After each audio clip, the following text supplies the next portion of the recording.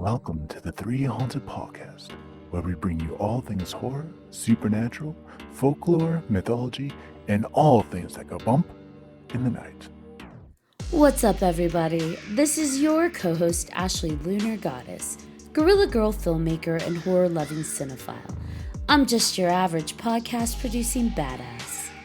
I'm John Thomas. Some would say that I go a little too far with my love of all things horror, paranormal, and meta, but I say, talk nerdy to me, and I'm all yours. What's up, ghouls, gals, and all of our paranormal pals out there? In today's episode, we'll be discussing ghosts, haunted places, and all things that go bump in the night with our special guests, XX Paranormal. But first, a word from our network sponsor. Are you looking for more awesome podcasts? Head on over to withoutyourhead.com for access to the Without Your Head podcast network, where you'll find a variety of podcasts sure to keep you entertained and coming back for more. Welcome back, everybody. Like Ashley said, we have special guest XX Paranormal. Welcome to the podcast team. Good to see the two of you that I know, and nice to meet you, Christine. Nice to meet you. So we have three people here. We have Julia, Christine, and MacKenzie. Are the three of you what comprise XX Paranormal, or are there more? Like, how does that work? This is the team.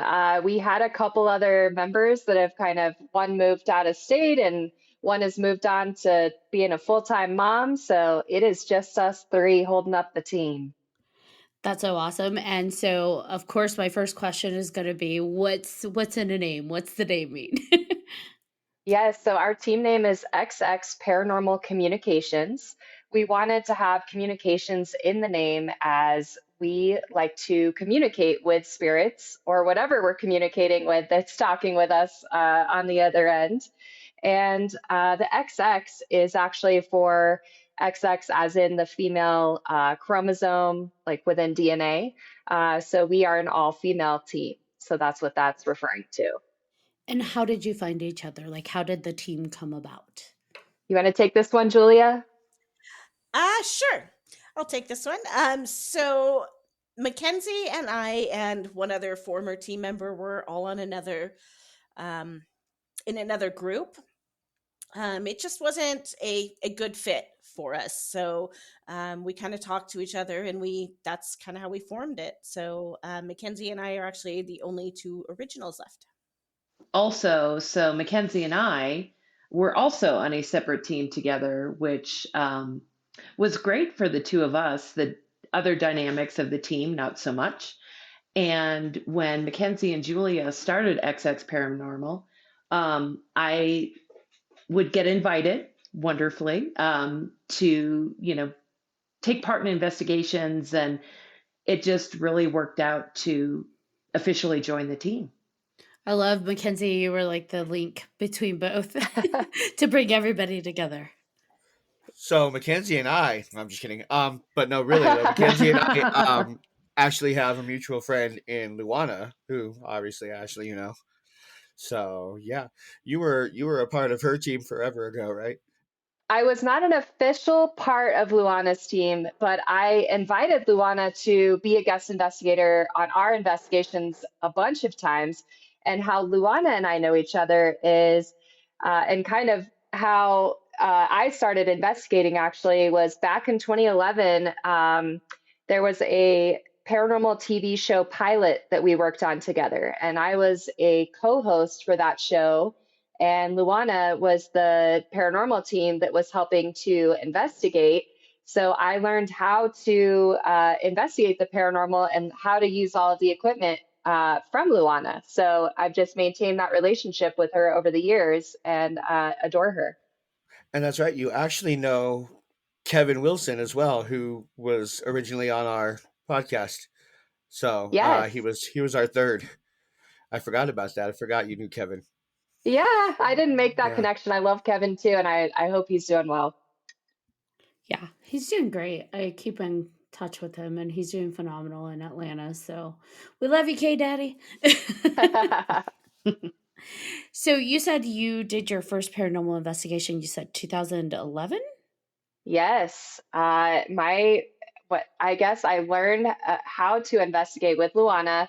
The TV show that we did the pilot for was actually filmed at the Melting Pot in Littleton. And that was quite the great first experience for me, as that location was super active. And seeing Luana use the spirit box and just, how many of you are here with us right now? 7. What are your names? Seth, Steve. Like it was just like roll call, and it was just, and then the all the equipment was going off all at once.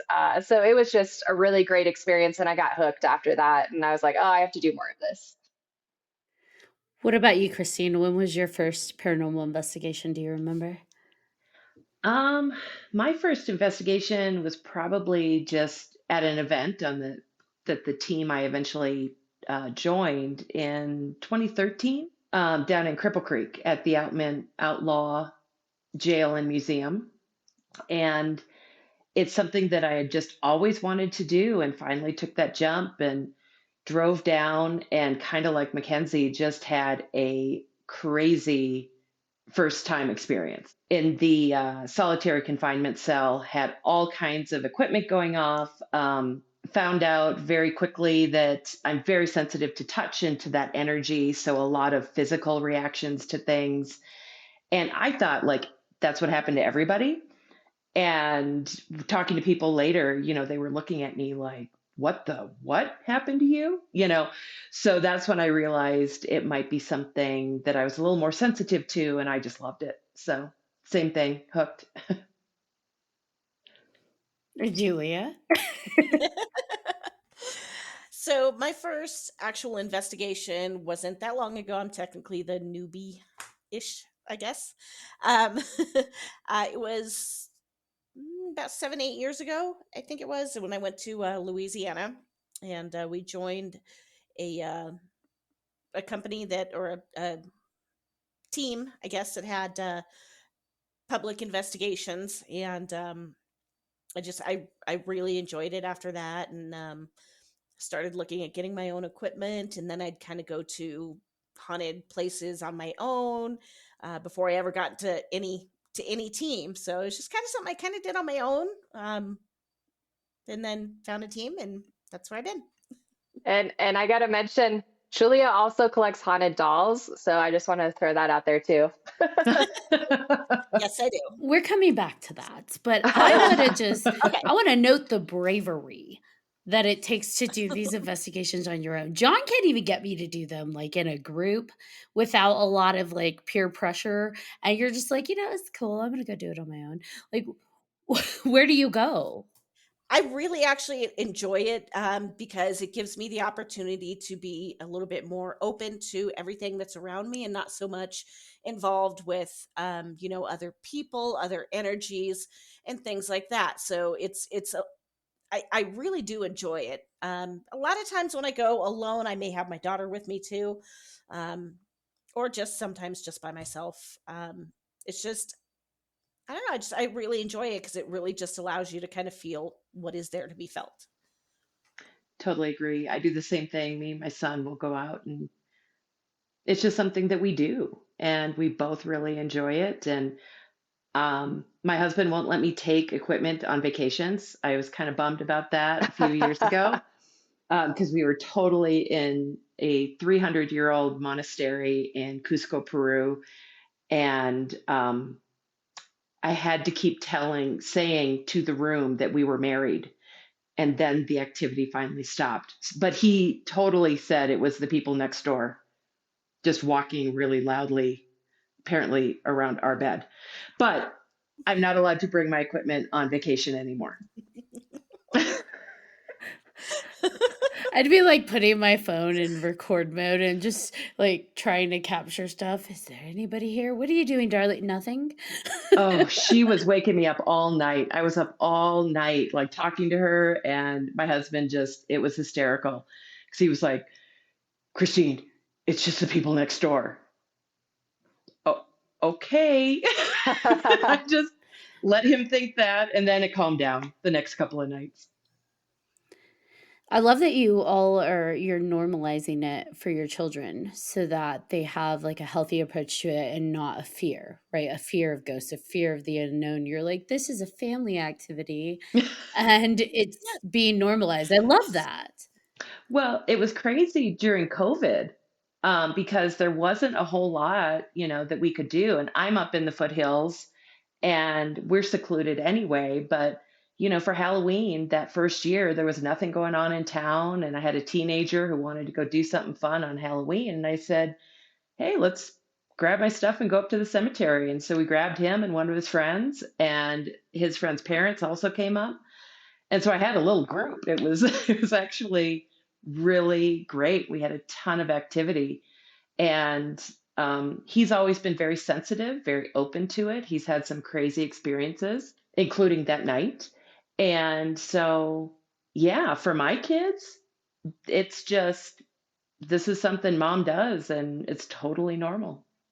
And I think, TV shows hype up uh, ghost hunting or paranormal investigations to be a scary thing, or that everything's evil or demonic. And that's part of kind of, I guess, one of our side missions with our team is to educate the public. And we've actually spoken at a middle school before and talked with kids about it and told them, like, you can go into these things being very respectful and like you're just basically talking with someone that you can't see. And of course, there's always a fear of the unknown. And part of what's fun is obviously you don't know what's going to happen. You don't know if you're going to get activity or not. That's part of the fun of it is the suspense and why we keep doing it. But we tell people a lot of the time you're just sitting in the dark talking to yourself. So The only time I've ever been scared is when a human has come up behind me and I've turned and seen someone there. I've never been scared like the TV, like, run screaming out of a room. Like, that just doesn't happen. And I get touched. So that's coming from someone who physically feels things during investigations. Like, it's just not, it's not scary. I would not like to be touched. The first time was pretty crazy. The first time was crazy, but now it's like MacKenzie loves to use that. Like, hey, Christine can feel you. Go ahead and grab her.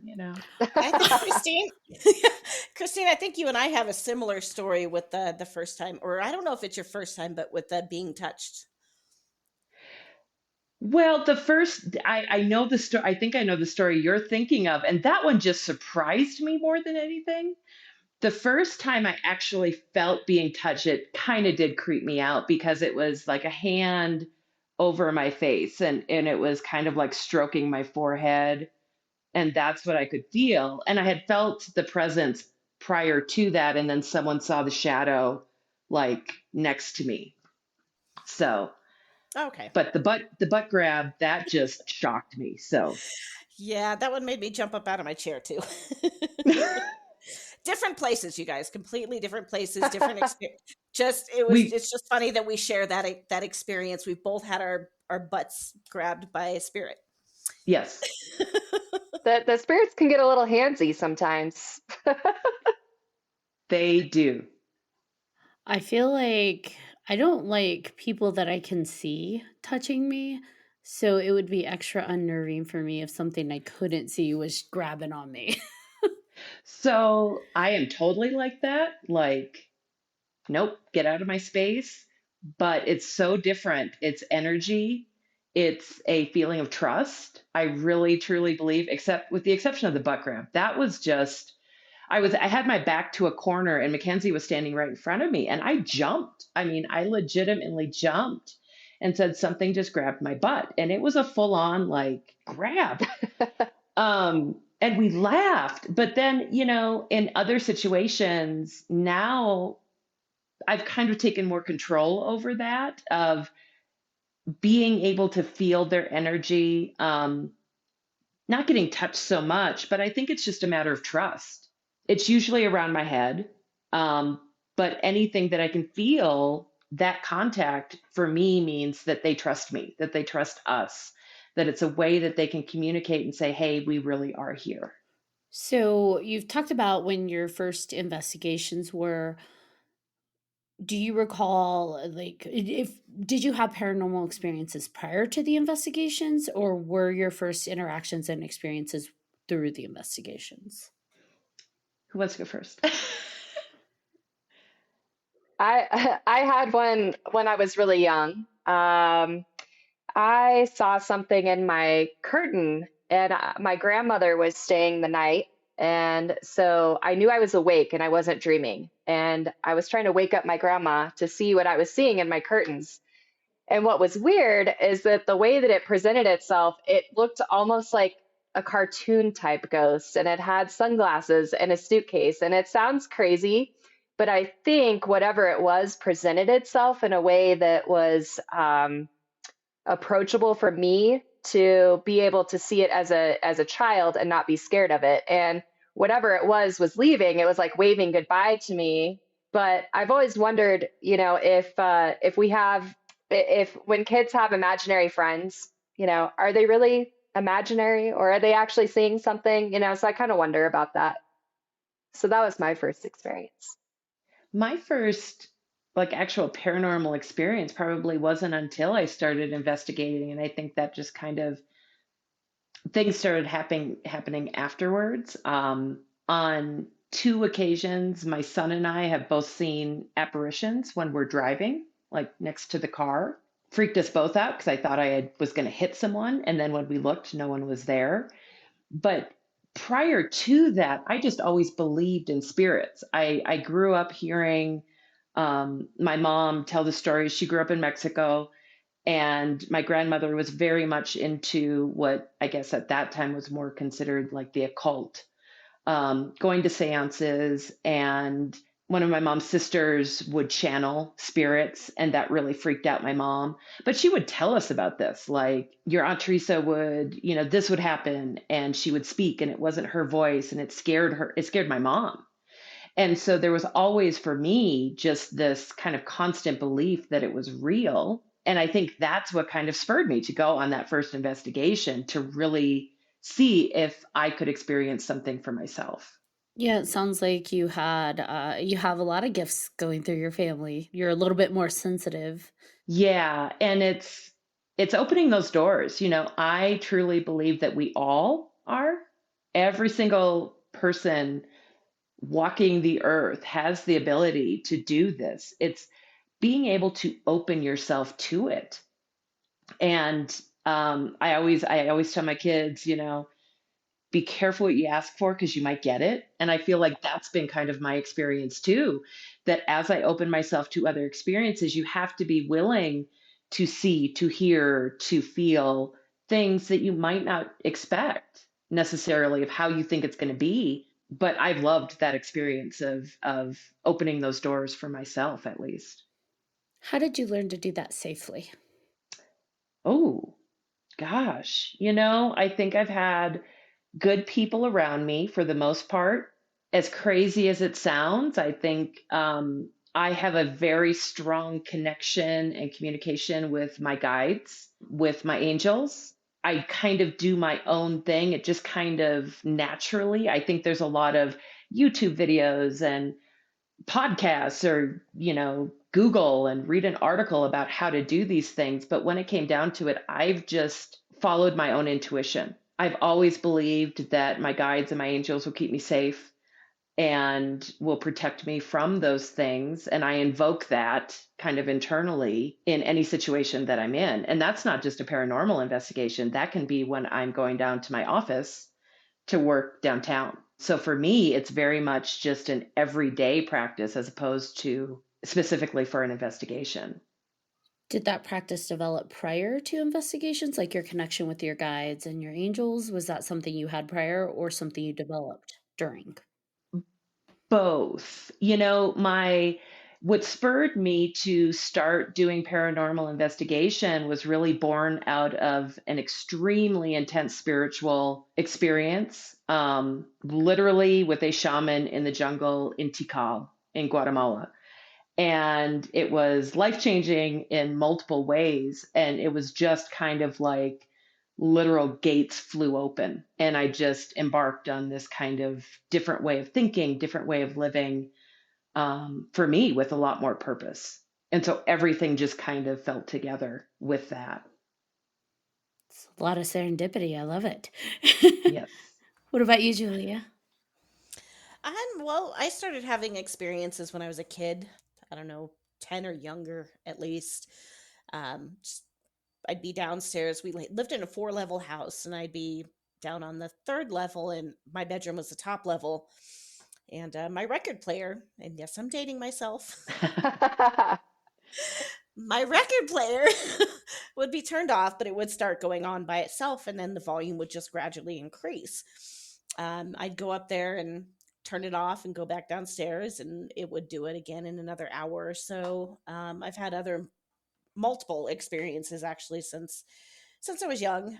So it just always had me interested in it, and wanting to find out what these things were, what this experience was, what's going on. Did you find it was like in every place that you lived or frequented that you experienced these things, or were there very specific scenarios? Honestly, for a long time growing up, I do feel like it was in every place I lived. I felt like maybe I had something that had followed me around. I haven't felt that way for a long time though, for probably a good 20 years or so. So I mean, it's been a while. But yeah, I do feel like I had something or someone that was following me when I was younger. I'd like to go back to what you said, MacKenzie, about the imaginary friends.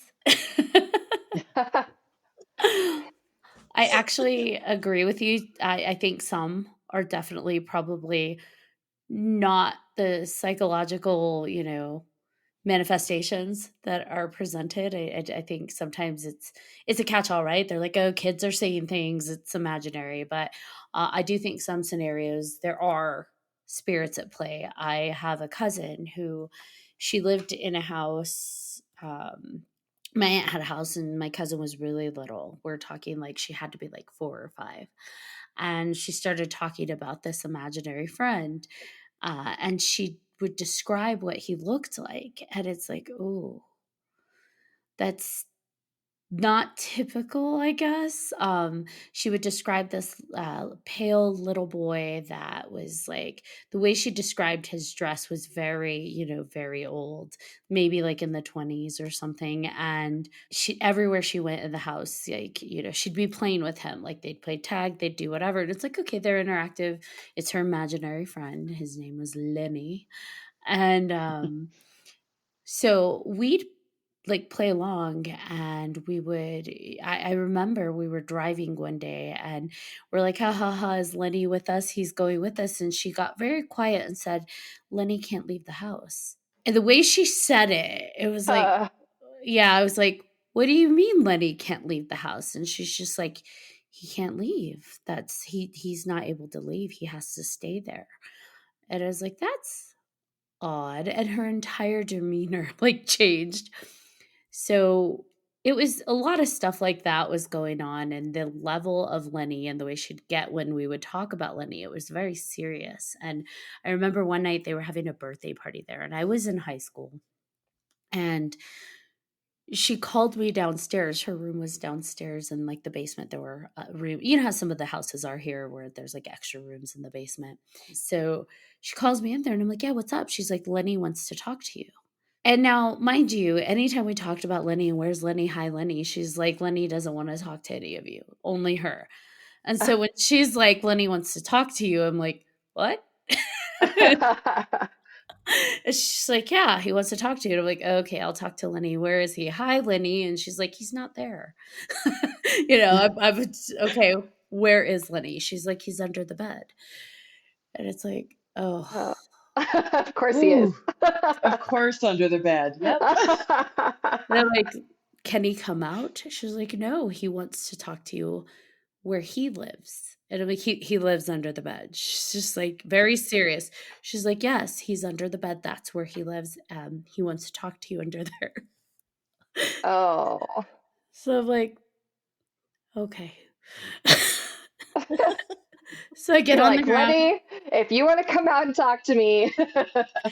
I know, and Oh. if and so and I've like you, Julia, I've grown up with paranormal experiences, so I'm already on edge because it's just like, oh goodness, if this is paranormal, this is not how this is not how I want to do this. So I got on the ground on my belly.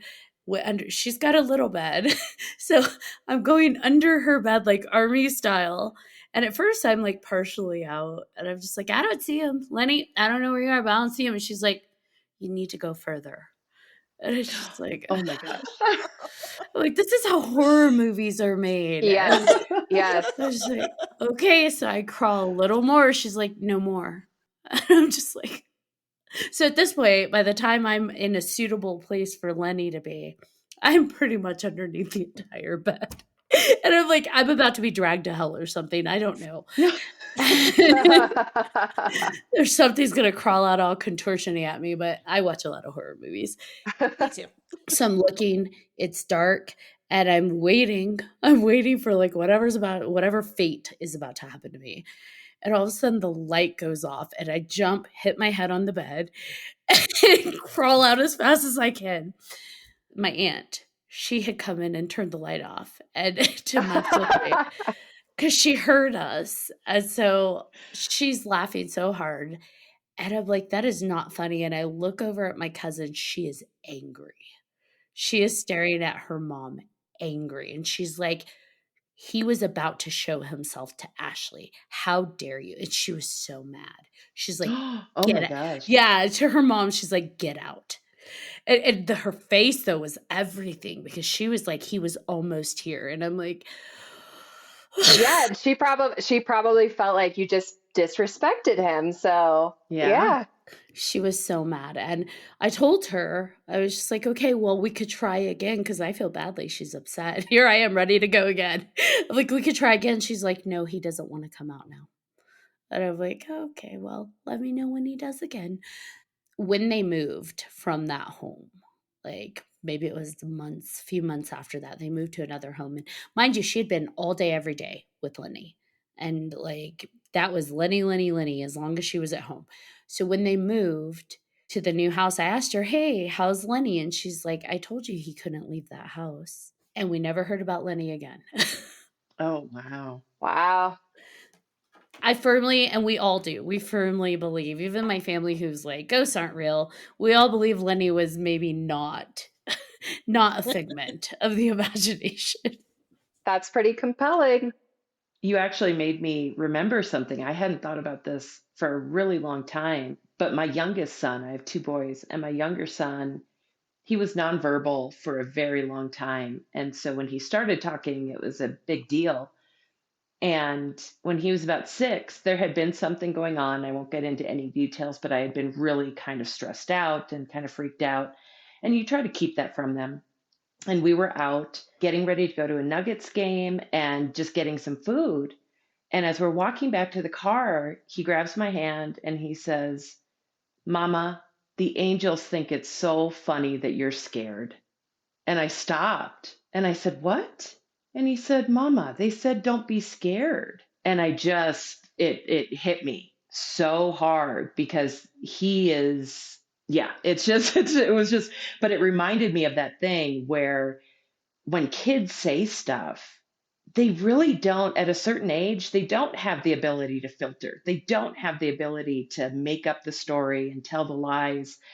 And when I didn't even tell my husband right away that he said that because it absolutely hit me so hard. But at the same time, it was a great message. And I took that forward. Like, all right, if his angels are telling me that I don't have to worry about this, I'm not going to worry about it. So I really think that if we as adults opened ourselves up to what kids have to say, Yes. we might see things differently. I agree.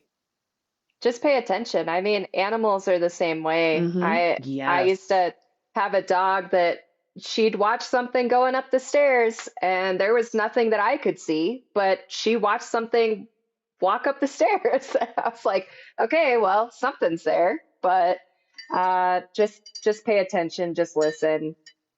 Yep.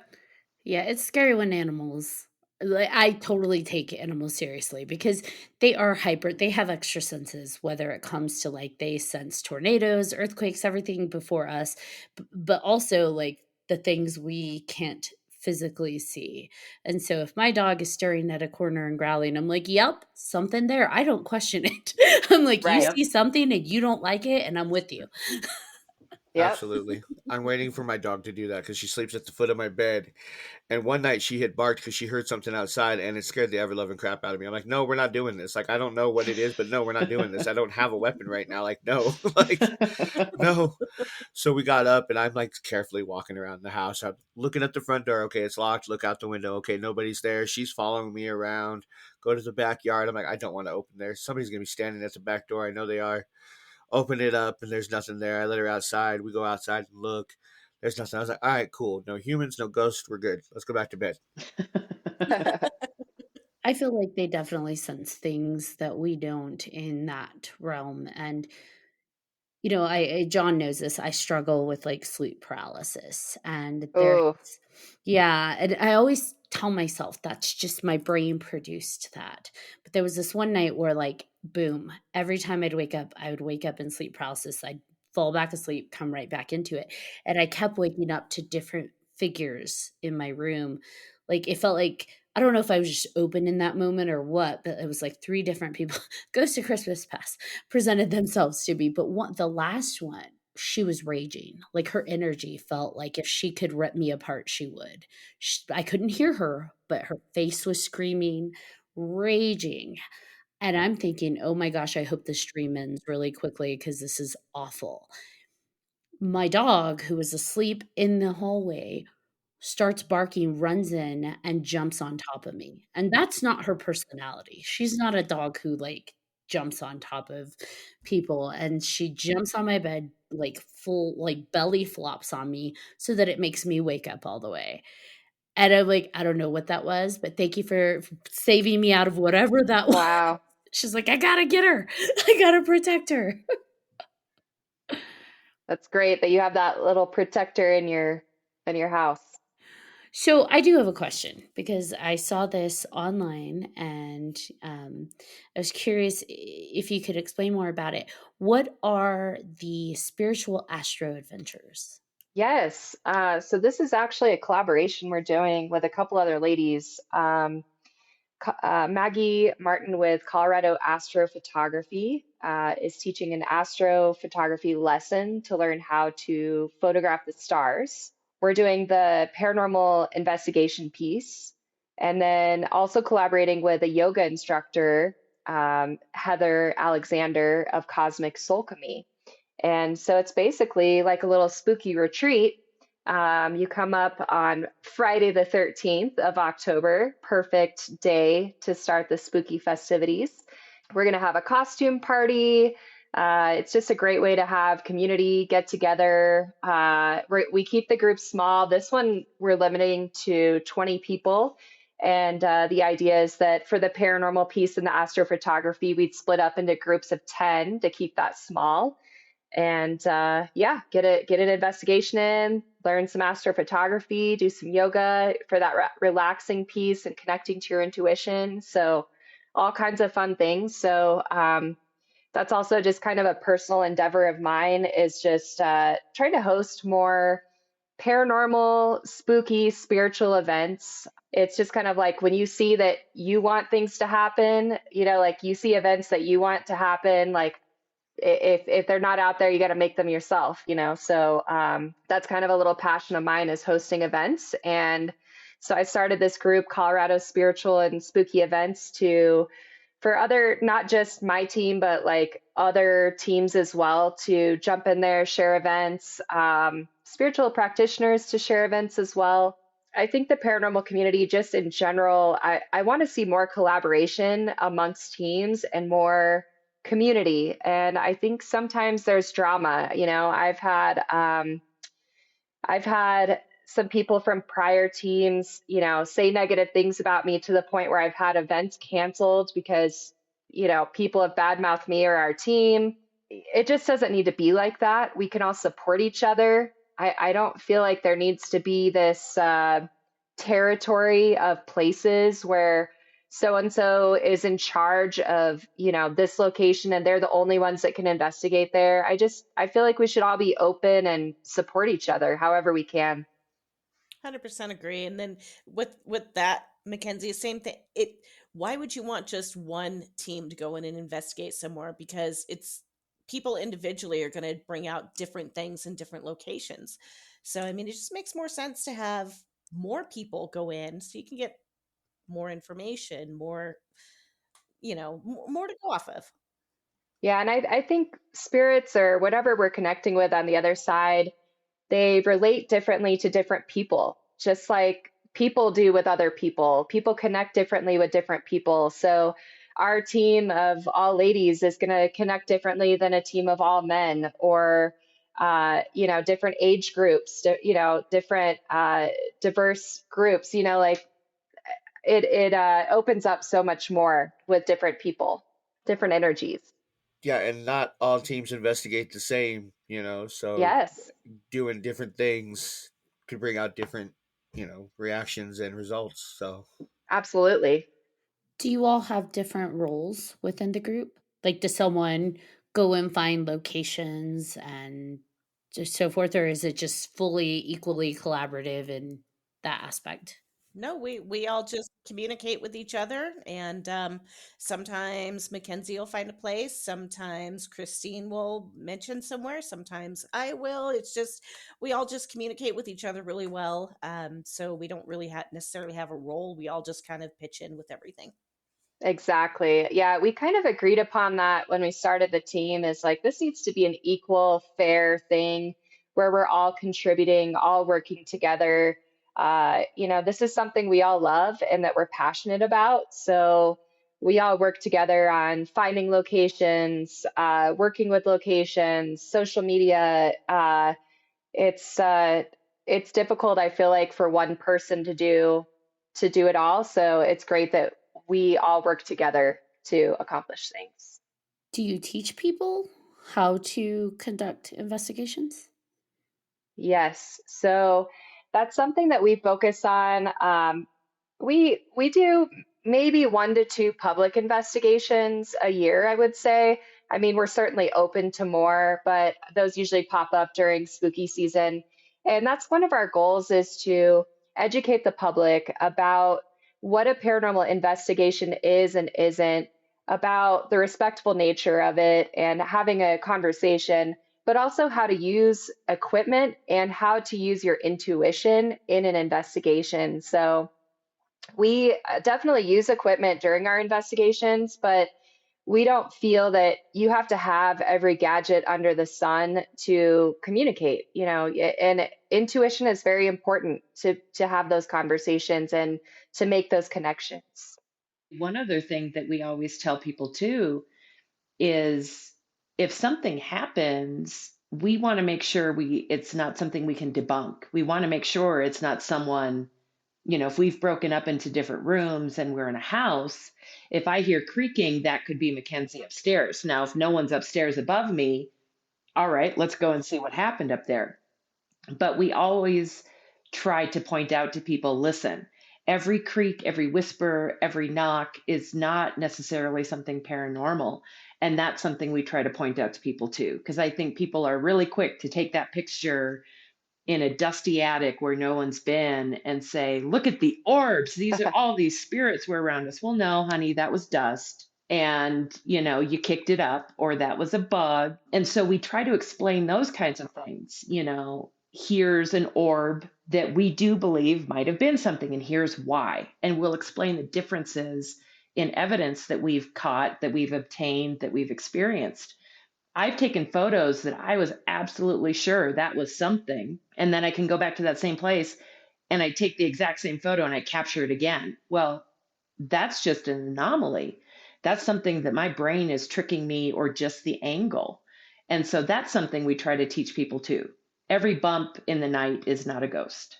And also spiritual protection. That's something that I'm trying to bring into our events more as well, setting Yep. spiritual boundaries and protecting yourself so that you're safe when you go into an investigation.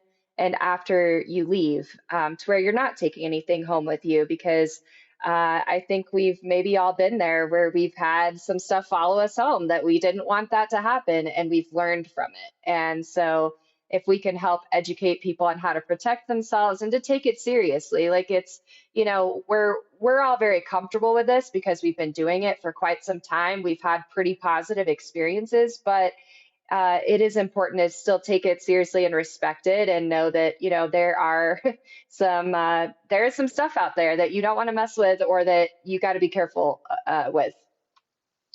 And I think when we're attracting energy.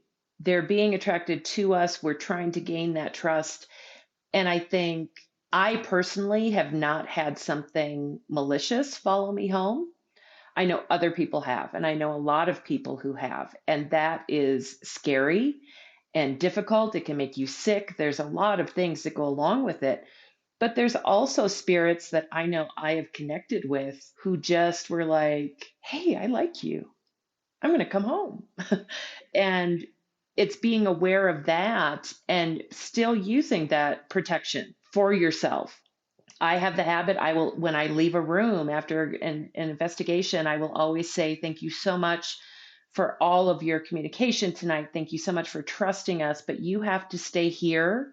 You cannot come with me, and you do not have permission to follow me home. And it's kind of funny because we've had things happen after you say that. Like there might have been an intention that they really liked us. And it's like MacKenzie said, when you meet someone and you really love hanging out with them, you want to see them again. They sometimes just stay with you for a while. And that's been my experience, where it hasn't been a negative energy or anything like that. But I have had to say, you can't be here. You need to go back. I think as kids, we have a strong connection to our intuition and to the world external to us. As we go through life, we lose that connection. So I think it's phenomenal that you had that emphasis, but I'm curious, how do you teach people to connect back into their intuition? I think it's a lot of different things. I think we start with the basics of, when you walk into a room, what do you feel? Just pay attention to that. Does it feel light, or does it feel heavy? Does it feel light, or does it feel dark?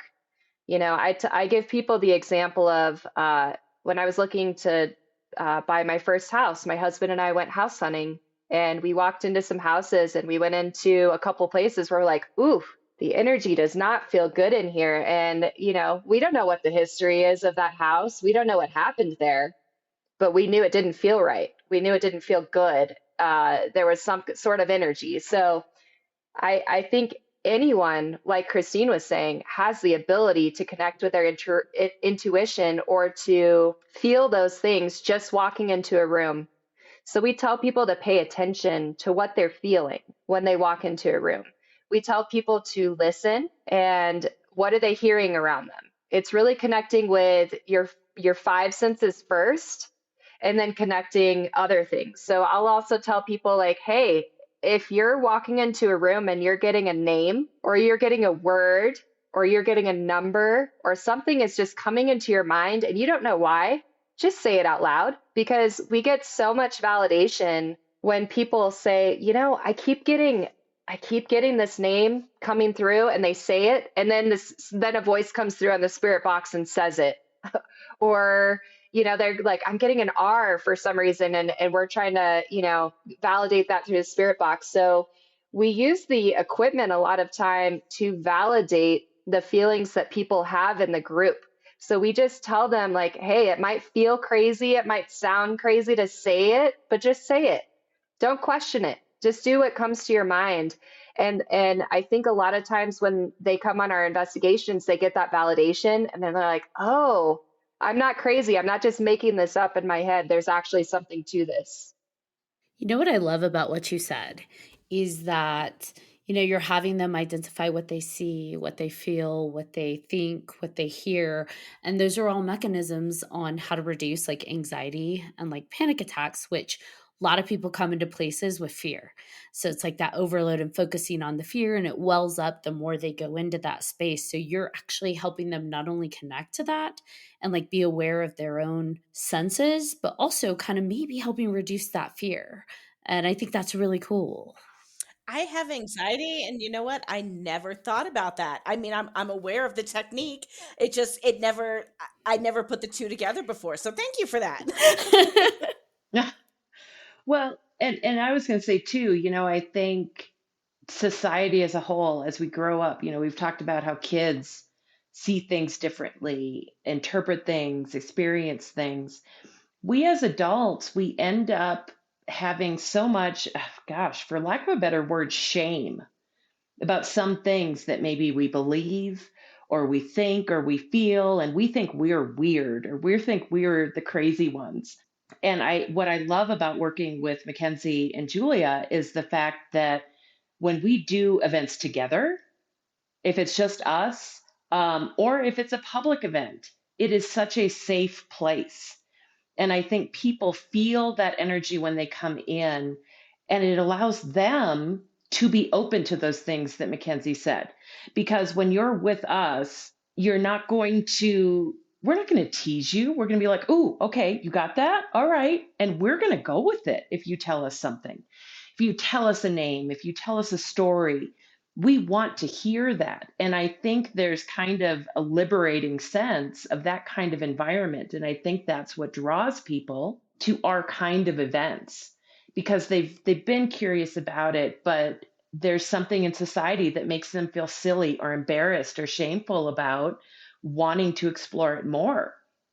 And I freely and openly, talk about energy and my guardians and my angels, and I don't care what anyone thinks. And if that helps open someone else up to an experience or anything, I just think that's a win-win. Absolutely. Agreed. We talk about being open and doing all this, but it is a continual learning. Even for us, I've been doing this for a few years, but I feel like there are people out there who are so much more in tune, and it just gives me something to shoot for.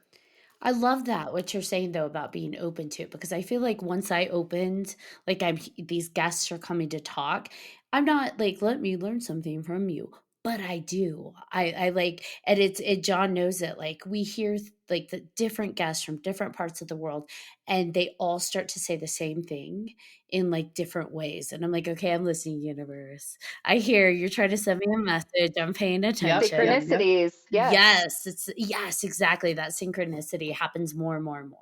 And I think a lot of it has to do with like what you all are saying, being open. Yeah, and that comes out in investigating too. I feel like we tend to get activity usually. We never guarantee it, obviously, when we do events, but I feel that that is because we do open ourselves up to it. I do feel like Christine said we're kind of, I almost feel like we're beacons of light where they can see us, they're drawn to us. It's kind of magnetic. They feel that energy, but it's I don't know. It's super interesting. Now, was there ever a time that any of you were afraid of these paranormal interactions? Or have you always just gone in like, this is my world, this is where I belong? A little bit frightened. I can't say fully afraid except for the first one. So I was probably a teenager. And me and my stupid friends, we broke into this old broken down hotel in Manitou Springs, actually. And the stories, the kids tell, and it gets around and everything. Supposedly, it's a hotel had caught fire so many times, yada yada, whatever. So we broke in there, and my boyfriend at the time and his friend decided they wanted to go downstairs, and I was scared, and I looked, and there's like this long hallway because, like I said, it's a hotel, so there's like this long hallway, and I just looked, and and I saw an apparition. There was this guy standing there. Overalls, wearing overalls, carrying a shotgun, cowboy hat. At least I think it was a cowboy hat, I can't remember now if it was cowboy or if it was like more of kind of a flat but wide brim. Anyway, saw him and I dipped and I left him down the stairs. The only other time other than that I was semi-frightened was Park Theater in Estes, actually. We did an investigation there, not with this team, but I did an investigation there, and we got a lot of activity, and it was just it wasn't it wasn't say that anything particular happened. It was just this, at one point in the night there was just this energy that was just really heavy and just really felt menacing. Um, so that did kind of, I said, not necessarily scare me, but it was kind of scary. Yeah, I don't know that I've ever actually been scared, but I felt intense situations that I decided to just be like, okay, we're done. And same kind of thing, felt was doing an event, and a couple of the ladies just really liked working with me, and they asked if I would take them down to the specific room, and we went down, and it felt really heavy. It felt different than it had felt in the past. And so right away, I told them that. And I said, just reached out to whatever was out there. And I said, if you don't want us here right now. And as soon as I said that, we all heard a growl come from behind the door. And it was hysterical, actually, because we all went, okay. And we were up and out of that room so quick. And so it was scary, but it wasn't, like Julia said, it was just an intense, very real, and I wasn't going to mess with it, that they made their point and I said, okay, bye. And I think that's kind of a method of how we're all aligned in our investigation style, that when we get to a point where things are feeling a little intense and we feel that heavy energy or we feel that it's uncomfortable, we'll ask. We'll say, if you'd like us to leave, please turn on the flashlight or please let us know. And we've had responses on the spirit box asking us to leave or the flashlight turning on and telling us to go.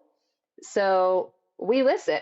There might be other teams out there or other investigators that would continue, but we prefer to try and take a respectful approach of, if they don't want us there, we're not going to continue to stay there. We will trust our intuition, we'll trust their signs, and we'll just leave.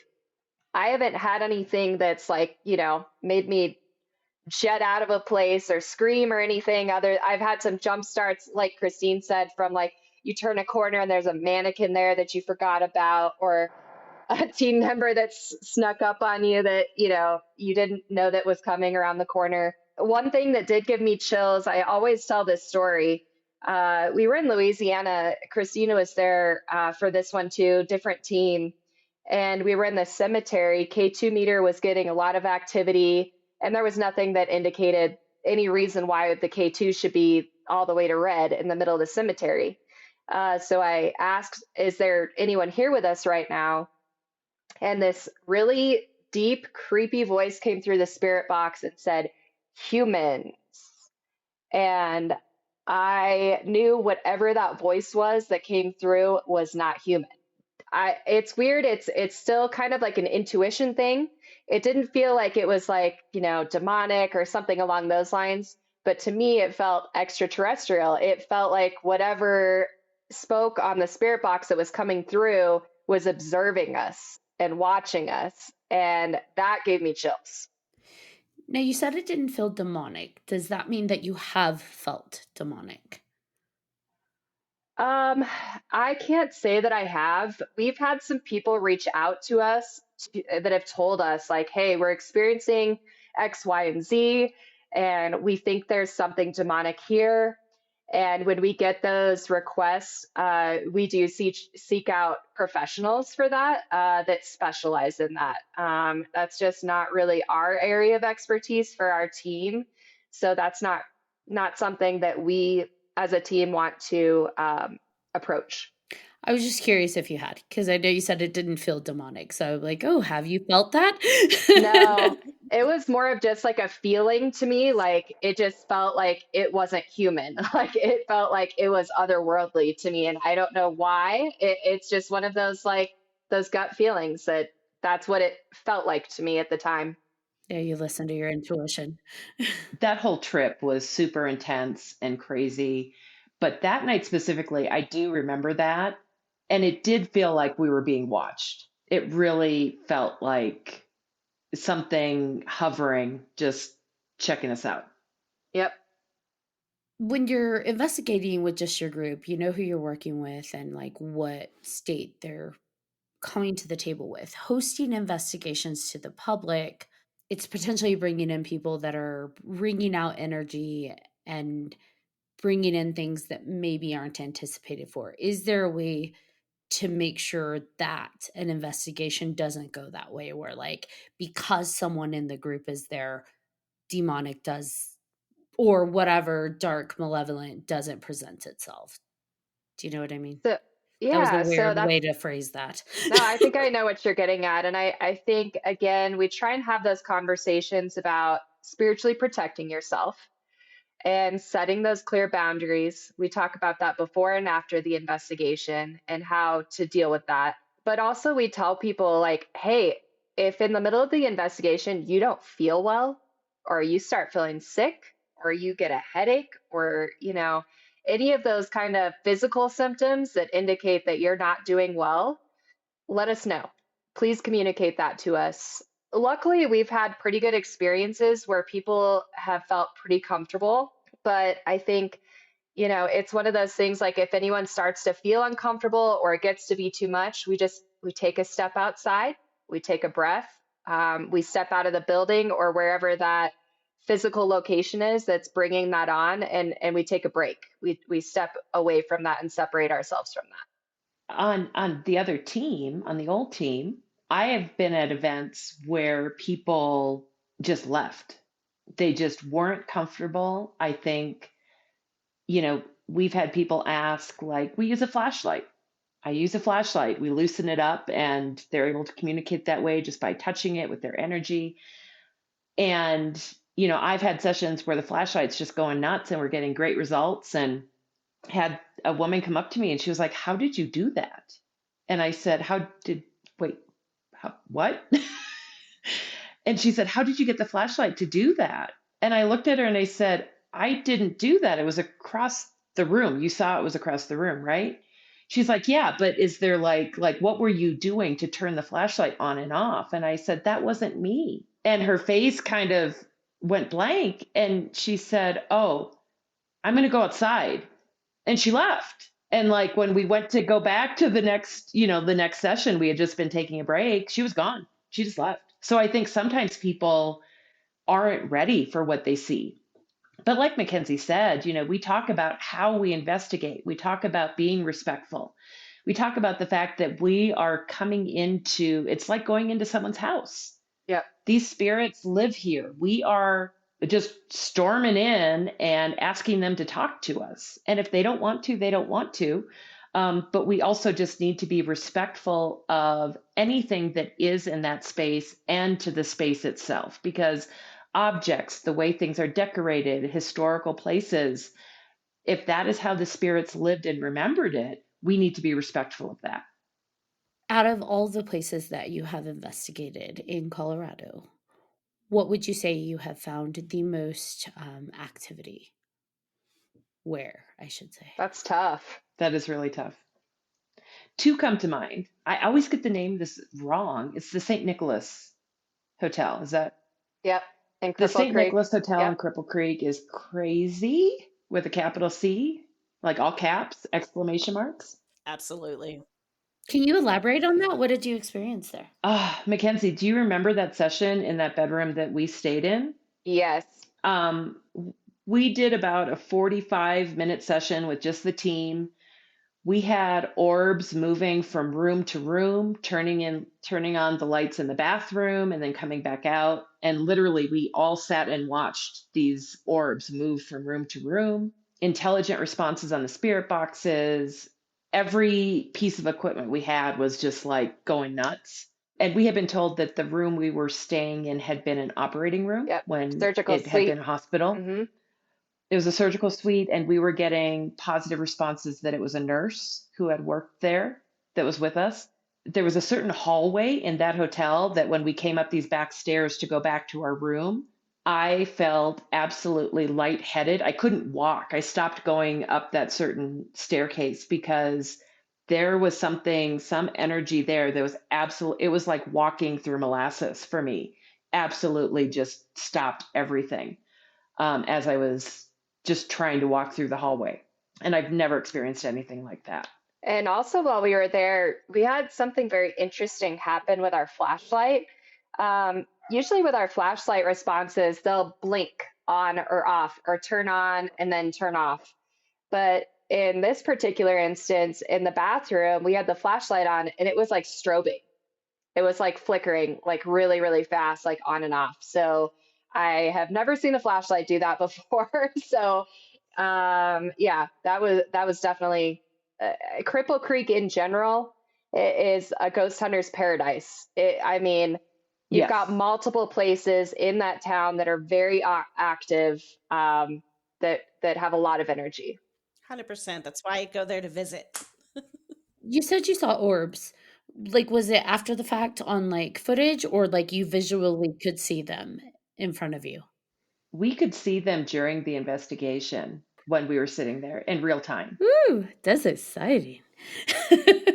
Yeah. And unfortunately, we don't have any of that evidence anymore because that team, the person, just took all of it.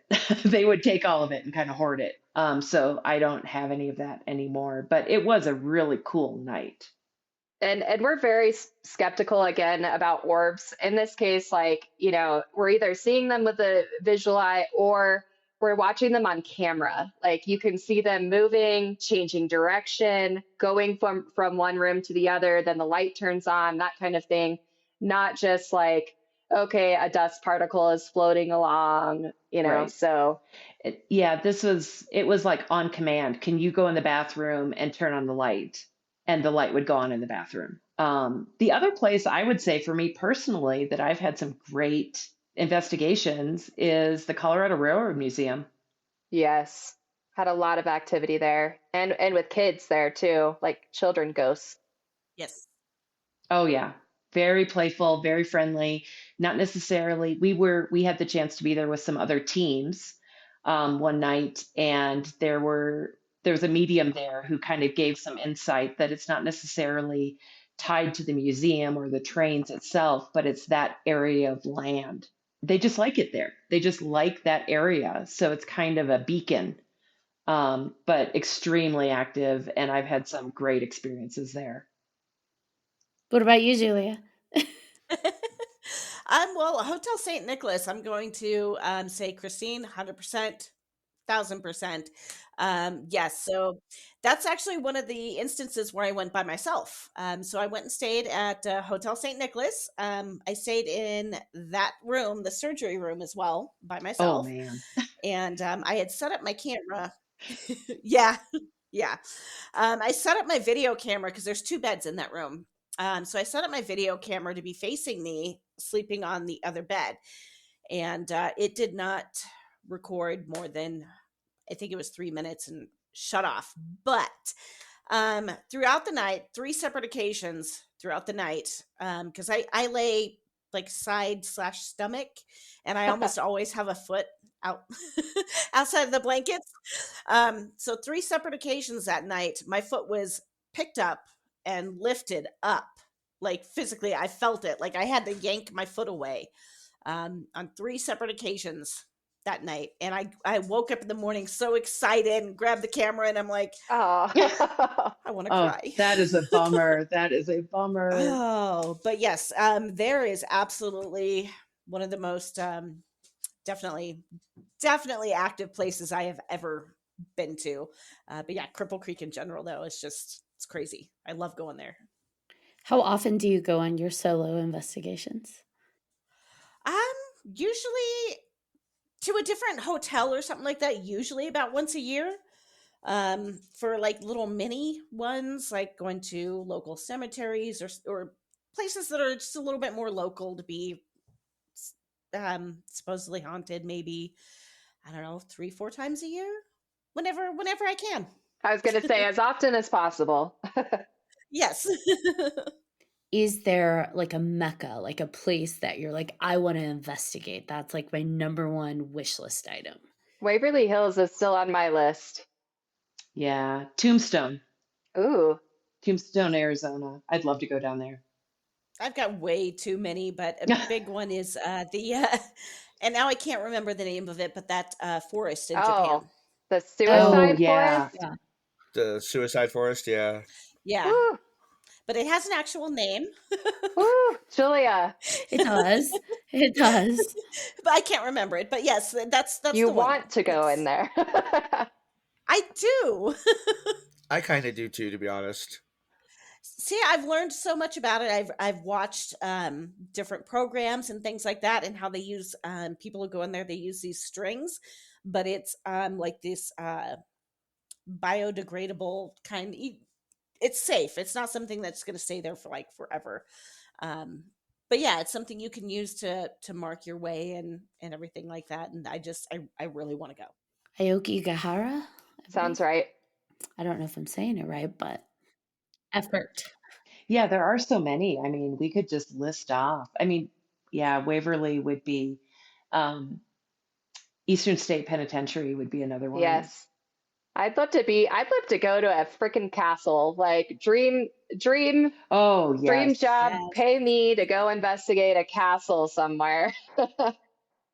I'm not into like I'm too scared of the paranormal activity in investigations because I grew up with it and it does scare me, but I will say I would totally be down to do all of the Romanian castles, all of Yes. Oh the yeah.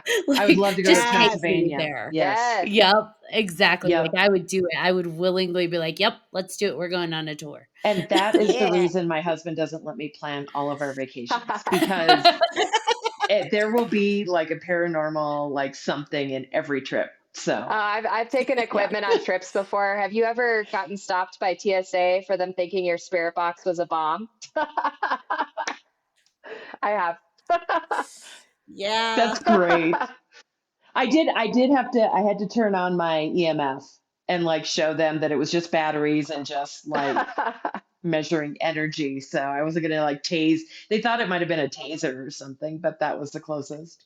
That's awesome. Yeah, it's fun taking that equipment through TSA. So, do you post your investigations anywhere? So we show clips from events or investigations on our social media. So we have like videos that we've taken of things that we always tell people, take it or leave it, take a look at it, tell us what you think.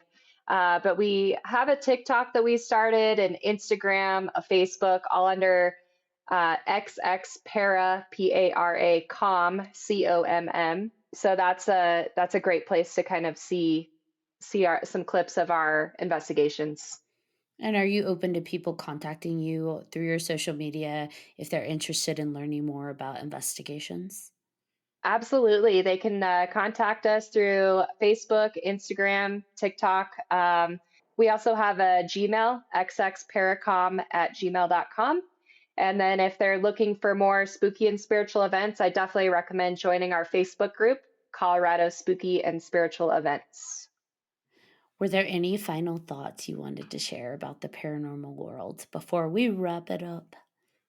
I think it's a really fun hobby or thing to explore. I think it's important to take it seriously, protect yourself, set spiritual boundaries, and be respectful. And just don't trust everything you see on TV. It's very far from the truth. Absolutely. And I would add, if you're curious about it in any way, don't be scared. Reach out to us. Try it if we have an event or you see an event with another team, check it out. It's not scary. It really isn't. I think people are really happy and excited when they experience something and not scared. If we can validate something for you, that's awesome.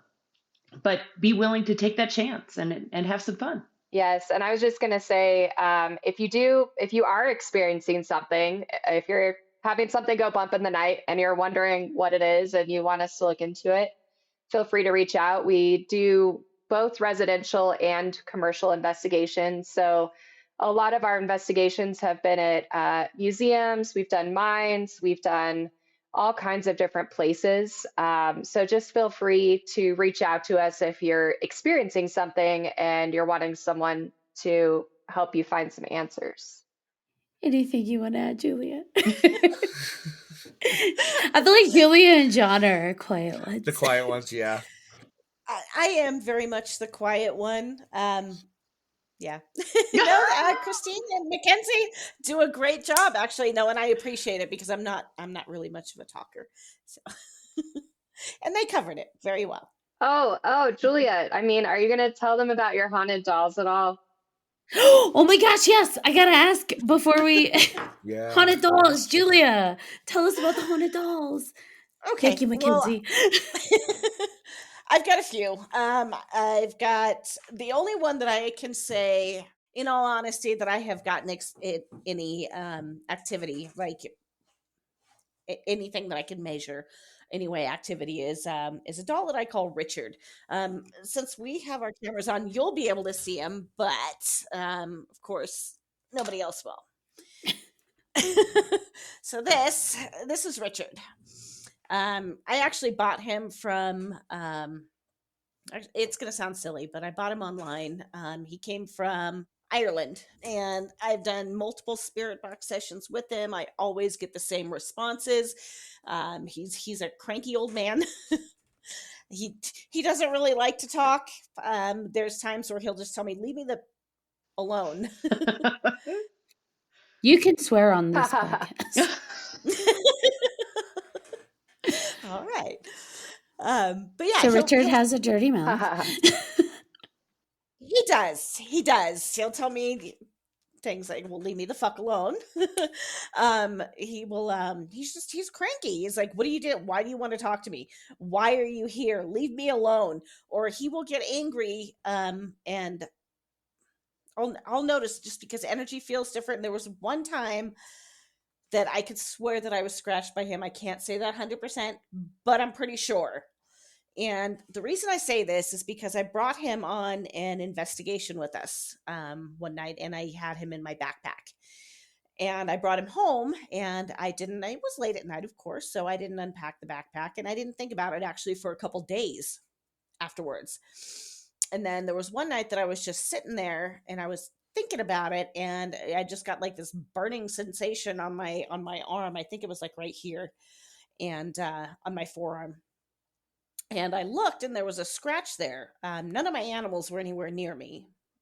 There was nothing that I could see that I could have scratched my arm on. And then as soon as I took him out of the backpack and set him back in his spot, the energy seemed to feel better. Seemed like everything calmed down. So yeah, there's that. He was mad. You left him in the backpack. I honestly think so. I do. I legit think so. But I've got a couple other ones. Let's see. We've got Richard there. We've got I've got a 3-face doll. She's from this. Okay, I'll have to. I love Christine's face. Dolls absolutely freak me out. It ranks up there with mannequins in museums dressed. But dolls especially. Close your eyes, Christine. Yeah. So this doll was made in the 70s, made with 3 faces. So she has this face, then you turn her head, and she's got that face. So like a smile, a sad face. Yeah. So sad face, smile, and then I think sleeping, right? Yeah, sleeping. So I got this one as well online. Generally when I buy them online, I don't think that there's ever going to be anything. It's just because it's kind of cool, especially a 3-face doll. She had some energy when I first got her. And I felt like it was a mother and child duo. But she's been pretty dormant for a few years now. I haven't really gotten anything out of her in a long time, so I'm not sure if maybe they're at peace um, Or maybe she'll visit you tonight now that you've been talking about her. There you go. right. Note to self, I'm going to check Julia's backpack before every investigation now to find out if You didn't even know she's bringing the dolls with her. I didn't know Richard was with us. I had Richard with us, Christine, when we were at the Firefighters Museum. Okay. Explains a lot more, right? I just couldn't walk into a room. Like if we went somewhere and they're like, "Oh, we got stuff happening," and I walk into a room like with a wall of dolls, I'd be like, "Peace out. Good No, luck, thank you. Mackenzie. Yeah. Good luck, Julia." Talk about being scared. Isn't that silly? What about like clowns, like that clown museum in Nevada? Oh, clowns are even worse. That's on a bucket list. That, and then there's also the Island of the Dolls in Mexico. That would be cool. Yes. I don't know. I would really have to work through a lot of fear issues with that one. Yeah. I don't really have a thing against dolls or haunted dolls. I don't like that one, the three-face one that made me prickly, but for the most part, dolls usually don't bother me. Well, I appreciate all three of you coming on. This has been really, I love it. I hope, because we're all local, I hope to meet Would you love in that. person. Absolutely. That would be awesome. Yes, and we want to do happy hours for the paranormal community as well. That's on my to-do list. Like I said, community in the paranormal field, I think, is very important, and we should all support each other. So that's on my list as well. All right. I just want to say, as my closing statement, if you think you're weird, you probably are, but embrace it because we're all weird in some way. And, the weirdos are the best. So be weird. Yes. Be one of those. Yes, we are. We love it. All right. And thank you again, ladies, for coming on. It's been a while since I've seen some of you. And again, Christine, nice to meet you. Thank you so much for having us. Thanks. Thank you, everybody, for listening to this episode of 3Haunted Podcast with your host. I'm John Thomas. I am Ashley Lunar Goddess, and this was XX Paranormal. Yes. And if you have any questions, comments, episode suggestions, please feel free to email us at 3hauntedpodcast@gmail.com. And if you haven't done so already, like, follow, subscribe to all of our social media. You don't want to miss one amazing moment. Until next time.